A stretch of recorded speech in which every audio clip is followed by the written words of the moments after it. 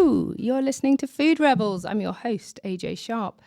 This is the food and drink show dedicated to the exciting world of food founders, challenger brands, and people in food who are challenging the industry. For the next 30 minutes, we'll be providing a peek behind the curtain, on-air tastings, and food and drink-based entertainment for our listeners around the UK and further afield.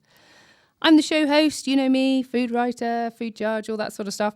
And I'm delighted to be joined again by MasterChef winner Dhruv Baker. Welcome back. Thank you, AJ. As always, a pleasure to be back. Very exciting. We had a really great show last week where Dhruv was talking to us about Tempest charcuterie, and we had the Smoking Brothers in, and we learnt loads about your company, which was a really cool show. I'm really excited to have you here again today. We are learning more about spices and ingredients around the world. Well, I'm beyond excited. I mean, spice is very, very close to my heart. Kind of formed the base of a lot of my kind of culinary background and working life. So I cannot wait to get into today's episode. Cool. I was actually doing some research about you. I discovered all sorts of things. All lies. You ran a catering company. I did. Presented 2 TV shows. Correct. For National Geographic. Mm-hmm. And I see you all the time on Instagram as a food demo and chef and compare. Mm-hmm. You've written a load of cookbooks as well. I wish it was a load. It's 2, but both based on spices. So no, yeah. Actually, One is called Spice, Layers of Flavour, and the other is actually a kids' book, which is on the curriculum at the moment to excite children into ingredients and food. And so I sort of brought in piracy and war and mythology and everything that they surrounded around spices to add value to them. You know, historic, like cinnamon being made from the nests of big scary birds that'll hack you to bits. So. It's still exciting, whether you're a child or not. I think spices are that sort of that magical or glimpse into something very magical, and I think that's never gone away. Certainly not with me. And I love the fact that it's still, you know, they all come from amazing places that are generally exotic and beautiful. Yeah, a little tonic for when you're looking out your window into a dreary grey afternoon. Spices have that ability to lift you and elevate that and transport you somewhere more exciting and more wondrous. Yeah, absolutely. I had my honeymoon in Zanzibar, which is why I'm really excited about one of the guests we got on today. And we were taken on this tour of this spice garden and this farmer showing us all these different beautiful things that he was growing there, which we're going to learn a little bit more about today, which is really cool. Yeah. So our experts in today, we've got Alec Cousin from SuperPlant Kitchen. That's right. And Jawahir Al-Mawli, hopefully I've said that right. Jawahir Al-Mawli, yes. Al-Mawli from Ujamaa Spice. Yep. Welcome. Thank you. So nice to have you guys here. Jar, tell us a little bit about your company.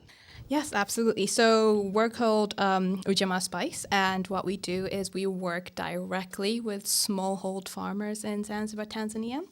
We source their spices, sell them in the UK, and in return we pay them a much more fair price for all of their products. And we want to say, 100% of that supply chain. We're really into sustainability in that aspect.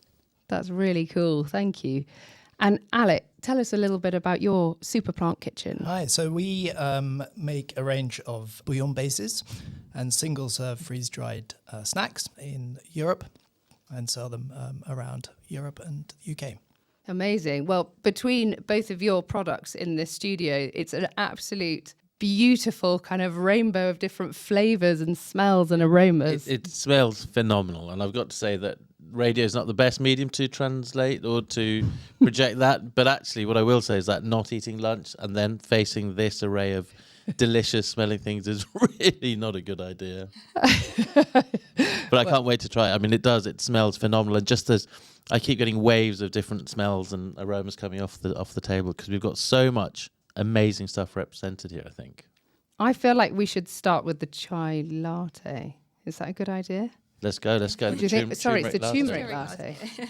Okay, brilliant. Can you tell us a little bit about this, Jar? Yeah, definitely. So the reason why we created the turmeric latte was we just wanted something fresh that you can drink, but also when you do buy turmeric latte, it's either too strong or too weak. So we wanted to be able to give the person the ability to make it to their own strength and also, you know, use the spices that we get from all of our farmers. Brilliant. I don't know very much about a turmeric latte. Where do you drink it? How do you drink it? in Zanzibar, majority of time they drink it right before they go to sleep because it's like caffeine free, right? It's just a mixture of like cinnamon, cardamom, ginger, and black pepper with just milk. And you can drink it honestly at any time because there's no caffeine inside of it. Beautiful. Do you know, food is so funny and how you react to it. I think certain things have this nostalgia trigger.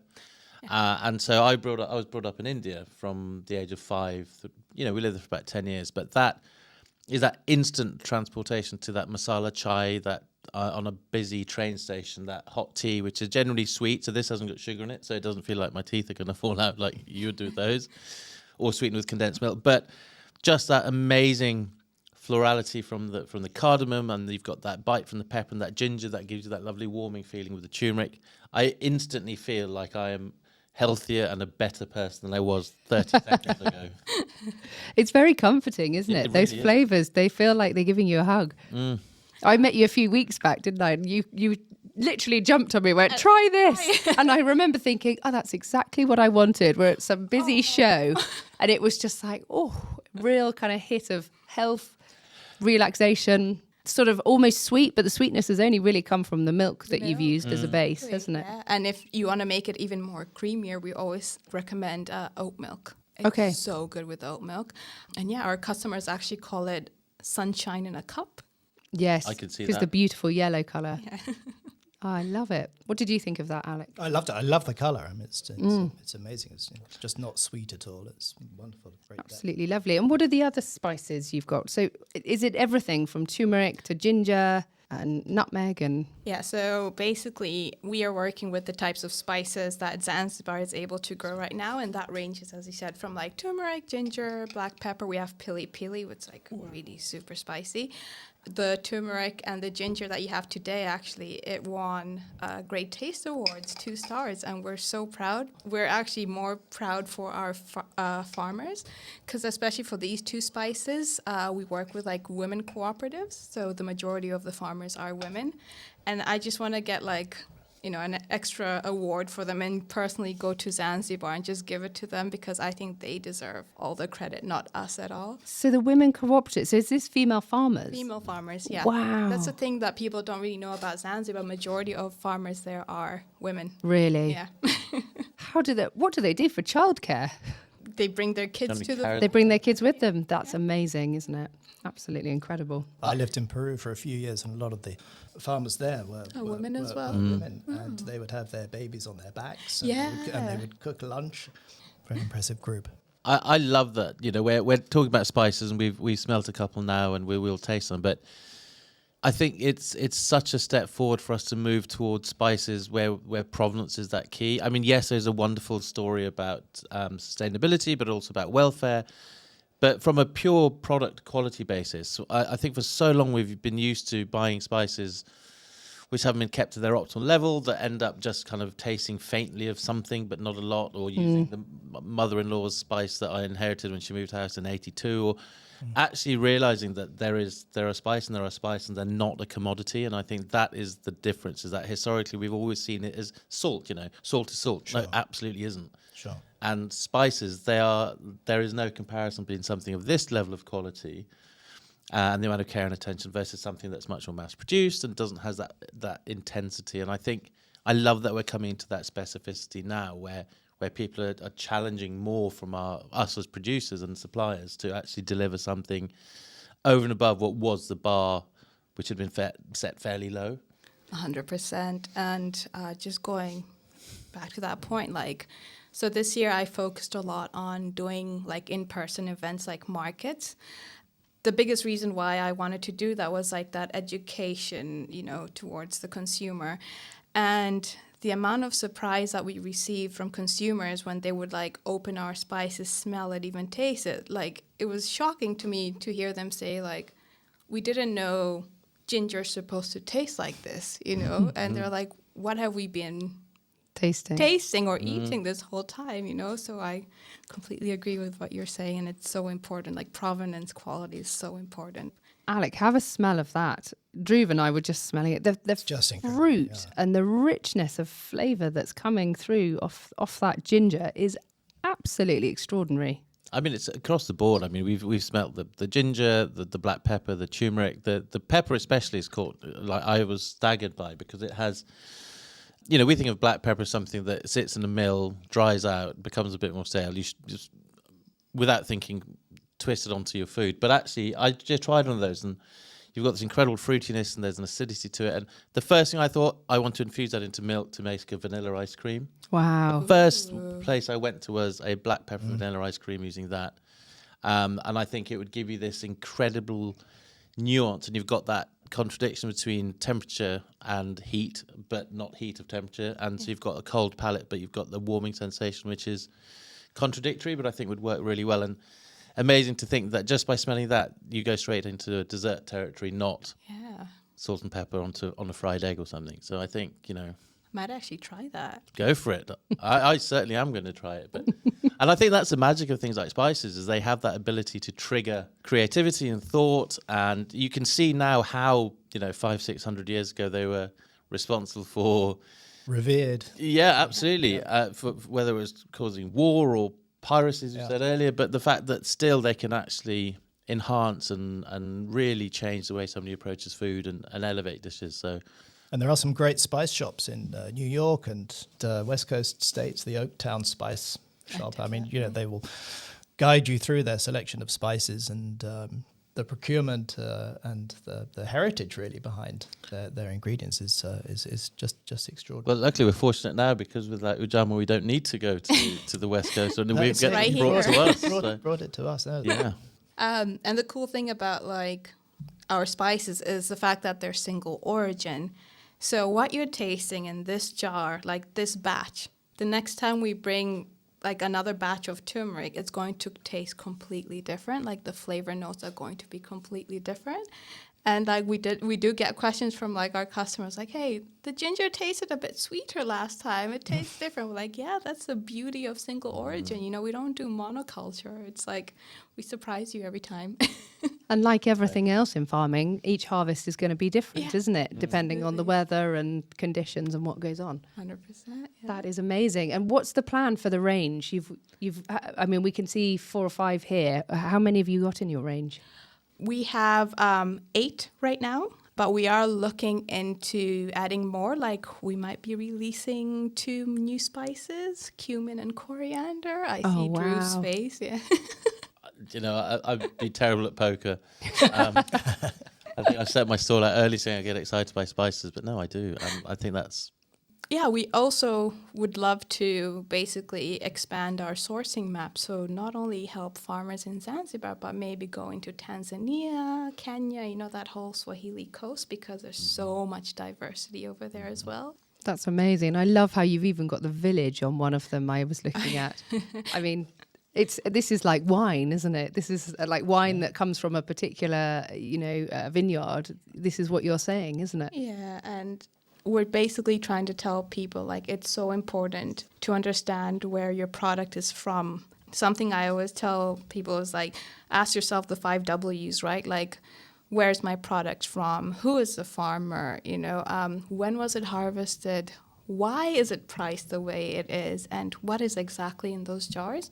And we try to answer all those 5 W's, not only on our website, but on our packaging as well. Like if you were to read it, you would see, as you said, AJ, like the name of the farm it came from. We would tell you like a bit of a story about our farmers, because we want to put the farmer in front of the product, because we feel it's so important that you know about that. We've got like the date of when, you know, to use it by, but also like our jars are super transparent, so you can see exactly what's inside, and that means we're just so confident about what we're giving you know. And they're very generous feeling jars. It feels like you get, you know, really amazing value. Where can we buy this? So right now we are online mostly, but we are looking to go into more retail stores, especially down in England. I'm situated up in Scotland, so we will be updating the stock list, but majority of it is available online for now. Okay, so if we've got any retailers listening to this, you need to get these guys on your shelves. Contact us. This is something else. This is amazing. Thank you so much. Thank you. Alec, my mouth is watering as well. Thank you. The smell of It this. will do. That's a chana masala. A chana masala. Can we try it? Please do. So we're offering these in little 60-gram single-serve pots, and the idea is that you add 150 millilitres of hot water, let it sit for 5 minutes, and essentially you have a snack that's low in salt and high in fibre, and we hope tasty. So yeah, as I say, all the ingredients are organic, and we're trying to offer sort of great food on the move. So no excuse not to be able to eat well. I love the idea of this because I think we, on our rain-swept island, are used to stuff that comes in pots that you pour hot water into, but it's a very far cry from this. It's a very far cry. I mean, these are batch cooked and then freeze dried. So I mean, so the process is sort of 16 hours to freeze dry them, but they really are cooked in small batches by chefs. But actually, that convenience, when you think convenience food, automatically your mind goes to probably bad for you. Convenience equals bad, but actually it's delicious, and you can take the flavors are still going and developing and coming through. So actually, just because something's been vilified because of the process, it's actually what was being. It's not about the process itself. Whereas this, I'd have absolutely no compunction eating at lunch. It feels like real food, doesn't it? That's what it feels like. The rice has got bite. You can taste different vegetables in there, and there's a spice palette in there that's beautiful. It's got a lovely length. Yeah, thank you. Yes, I think it's quite unusual also to find something that is low in salt. You can obviously add salt if that's that's your taste, and something that's high in fibre.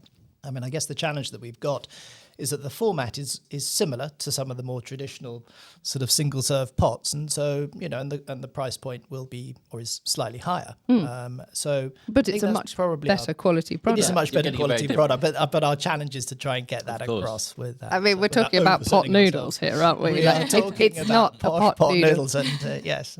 Well, this is rice and it's vegetables, and it looks hearty, and you can see the yellow, the orange there from turmeric and things like that. Right. I can imagine. That's right. And what's this other one here? This is a bolognese that I think I'm not allowed to call a bolognese because it doesn't contain meat. It has a pea protein and a little ziti pasta. There's a no beef bouillon in there, and fresh tomato and herbs and your usual ingredients. But both are suitable for vegans. Oh wow! So I mean, we're not sort of leading as being a kind of a vegan brand, but all of our products are suitable for vegans. That's the. But I think we're moving towards that slightly more flexible approach, aren't we? Yeah. The term flexitarian for some reason sits really badly with me. The word itself, the concept, I'm all for. Damn marketing people coming up with stupid names. So utilitarian. it really does. Like a flexitarian. So it's taking all the fun out of food. But I think we should, as a meat producer, I genuinely think we should be eating less meat. And how do we go about it? Well, by incorporating things like this into our diet. Also, we all live busy lives and we haven't got time to cook. Well, this solves another problem. I think we are well equipped now to move to a way which is far more sustainable, but also without any compromise in terms of what we're putting into our body. So we don't have to eat. We're not going to go into what it was again, which you can make from a kettle in essence. But this is that kind of 98% rule, right? 98% of the work you've done. And we just have to boil a kettle and add it. And you actually, you're not compromising on nutrition, on flavour, on quality. And it happens to be vegan or plant-based, which means that you appeal to everyone. No one's going to say, I don't eat that because I eat meat. But I do find anything that is convenience, if it has meat in it, it's off-putting. Oh, yeah, absolutely. I want a convenience food to be vegan or vegetarian, where I'm pretty confident the sourcing of the products are something that I'm happy to eat. And then if I'm going to eat meat, that's fine, but I know where I get it from, and I source it from very specific. Absolutely, I think in this type of product, it's almost impossible to have a meat that where it's come from. But I love the never process. Going to happen. Instead of trying to shoehorn it in somehow, we've gone. You know what? Let's celebrate it for what it is, and it's not got animal protein in it. Yeah. And I would have a lot more respect, or do have, for a product like that with someone who tried to somehow get meat into it. That meat's not going to be particularly well reared. It's not going to be the top quality meat, which generally means suffering at some point. Yeah. So yeah, I'm all for it across the board. And it's great. You can always add cheese or something if you wanted to add in something else. That's right. Yeah, well, you can. It is it's great.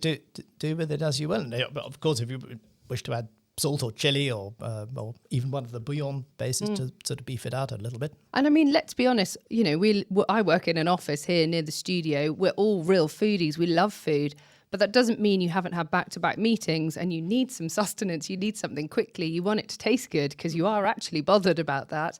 And you want it to be kind of, wholesome and hearty and delicious before you dash into the next meeting that you're on.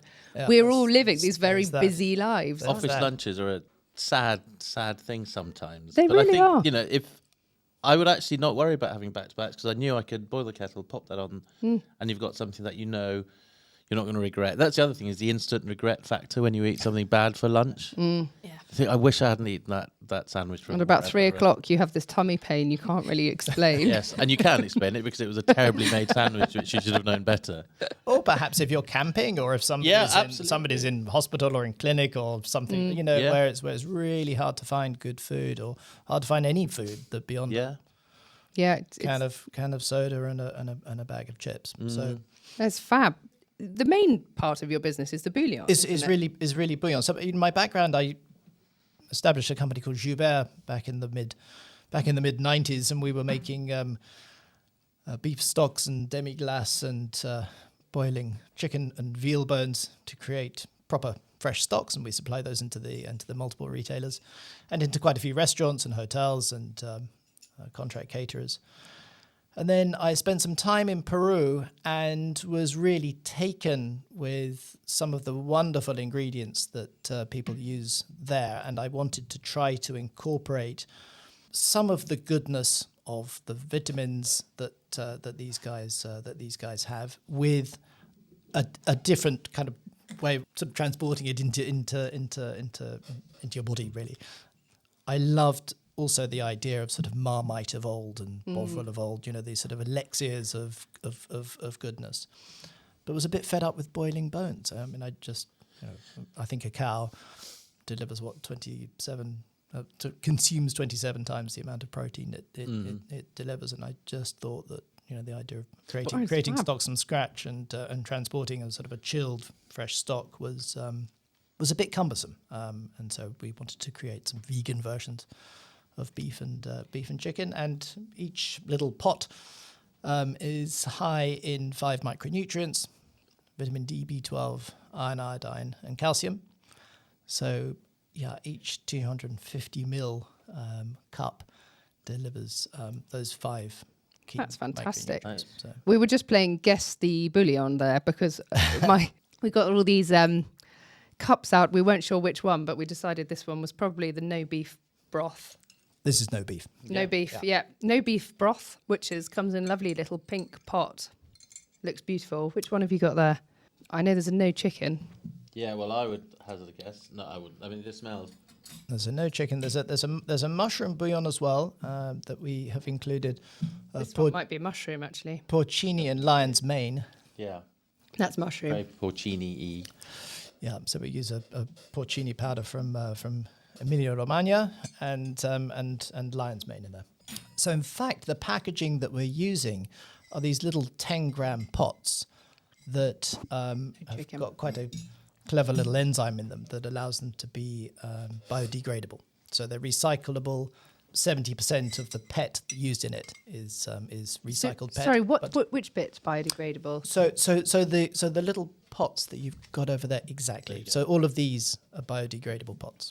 Oh, fab. So if they end up in landfill, they will, after 2 to 3 years, literally become organic material. Oh, brilliant. Do they need to be composted in a particular way to make that happen? No, they should be recycled. But if they don't end up in recycling, they end up in landfill, then no worries. Then they'll disappear. That's fantastic. Oh, it's so good that so many businesses are actually going the extra mile to. And I know it costs more, and I know it's more annoying, and I know it changes. It's a real things, process. But we kind of have to. Really. You have to. We have to do it. Yeah, it's we just have to, absolutely. There is no alternative. Well, we don't really want to look at the alternative, but No. we have to, and we have to do it on scale now. But it's great to see people actually picking up on it.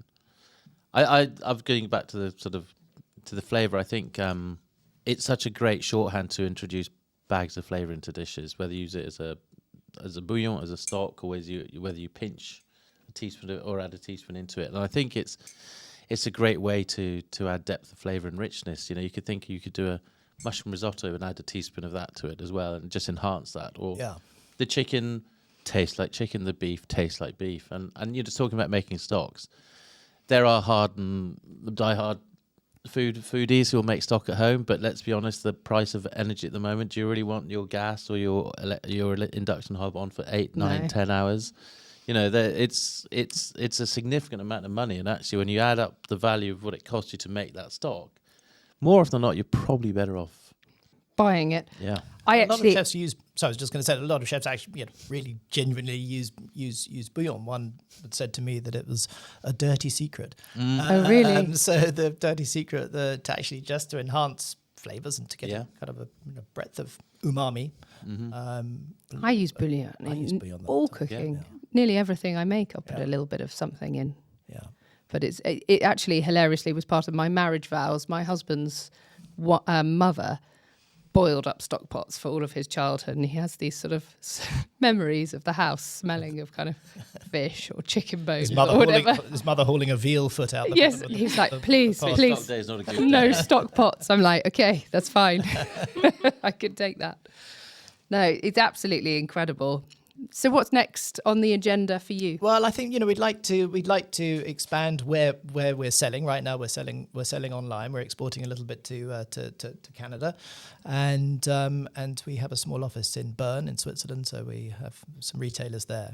So I think it's really to sort of focus what we're doing with the existing range. I mean, the possibilities of extending what we're doing on freeze dried is really exciting. Just huge literally putting together sort of culinary. Ability. There's a kitchen and there's a freeze dried technology, but it's just fantastic. I'm seeing freeze dried so many places now. Yeah, I don't know what people think of freeze dried, but if you declare something freeze dried, whether it's a good or a bad thing, I mean, it is freeze dried. That's it. I like it. There's no negative to it, is there? I don't know. I don't know whether people do. I don't think so. We had Soul Fruit on the show a few weeks back, and they obviously dry through the traditional dehydration process some of their fruit, so it's chewy, and then some they freeze dry, so it comes up with this really beautiful crunchy. And the whole idea being that snacking fruit, you might be feeling like something crunchy, so they have mango and chewy and crunchy, and I just think it's really innovative and cool. So I mean, you're seeing companies like Huel and some of these other guys who are doing big bags of freeze-dried food, but there's no mention really on their site that it's freeze-dried. No. I just wonder whether there was a reason for that. But no, I don't know. Anyway, we're proud about it. Brilliant. Proudly freeze-dried. Absolutely excellent. Thank you both so much for coming in. Unbelievably, we're out of time, but it's been such a pleasure having you guys in the studio here. You've been listening to Food Rebels. Big thank you to my fellow presenter, Dhruv Baker. Thank you, AJ. Thanks for coming in. Thank you for this wonderful insight into two very different but kind of similar worlds of flavour and culinary magic. Thank you. Thank you very much. Really good. Thank you so much to Alec Cousins from SuperPlant Kitchen and Jawahir Al-Mauli from Ujamaa Spice. Thank you so much for joining us. Food Rebels is available on radio stations around the UK, and you can get replays through the podcasting apps such as Apple Podcasts, Spotify, Audible. And thank you so much for joining us. Make sure you taste the rebellion. Right, what are you going to try now?